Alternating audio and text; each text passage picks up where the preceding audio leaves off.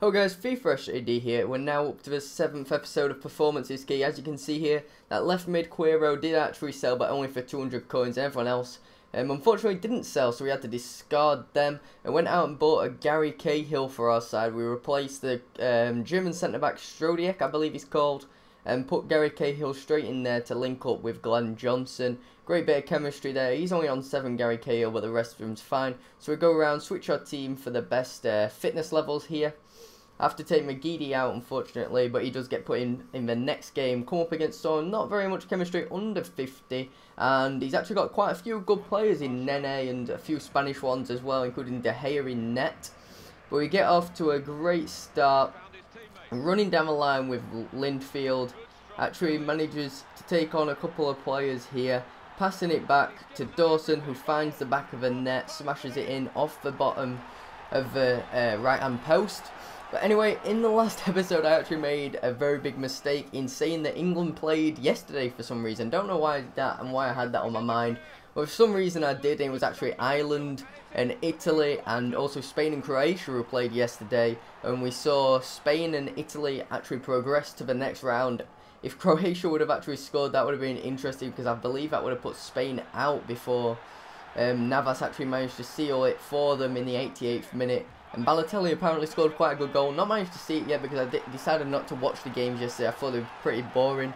I actually bought an Xbox which came yesterday, and I've been playing that a bit, just add some friends on there and seeing how that works out. But I probably won't do any videos on my Xbox until FIFA 13, because obviously I don't have coins on Ultimate Team or anything like that. Now, going on to this, and we go out and buy a pack, get some more players to put into the trade pile. Hopefully these guys will sell, probably not though, the players in the last pack didn't sell. Send the rest to the lovely club, get our contracts to apply to the players. Obviously, as I keep mentioning, you've got to buy the bronze packs rather than just going and buying the contracts individually, because they are a lot cheaper and you can also make some profit back off the pack. But later in this episode, I do actually go out and just buy one bronze contract on its own, because I only needed one and thought it was the best thing to do. Don't know why, but it was only 150 coins, so I thought I'd just go out and do that rather than preparing for the future. Come up in this next match against this guy, and he keeps backing out every single time until we eventually come up against someone with almost full chemistry who decides to play us with a very sweet team. Team of the year player in net. In form de Santos, he's got Hernandez and Podolski up front. Always going to be a hard game, but we get a great chance here early off the bat.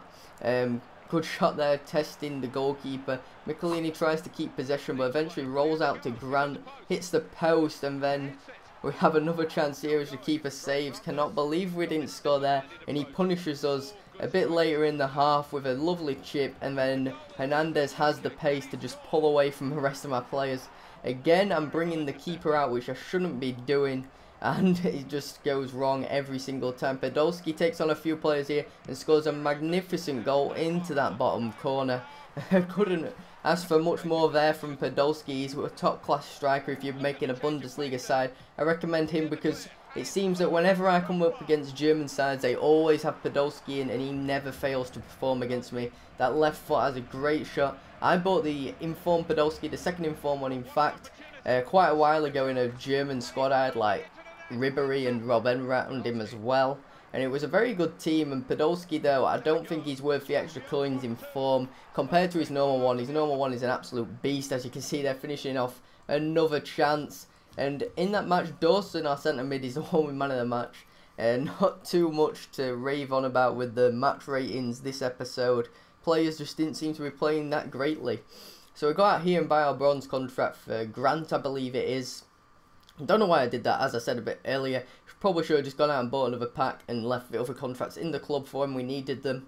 Coming up into the last match, and we have someone with pretty low chemistry. He's got some non-rare silvers in there, and also some Italians from, well, not Italians, but from the Serie A. And here we go out and give away a penalty.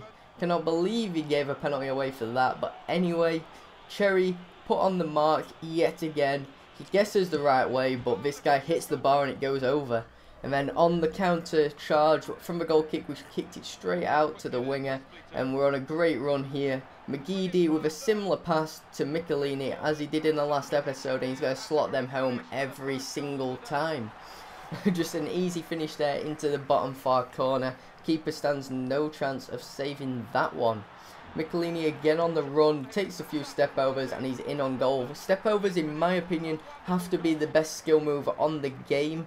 Obviously you can say not for looks and stuff, but as far as it goes for practicability and stuff like that, you can do them with every single player on the game, I believe, other than the goalkeepers, because everyone has 2-star skill, and that's how much it is. And you just like wiggle the stick and move to one side, and boom, you round the player. But you may just to get a goal here. Goes on a little rant celebrating. Well, not too much, not as bad as some people who run halfway up the pitch. Don't know why they do that.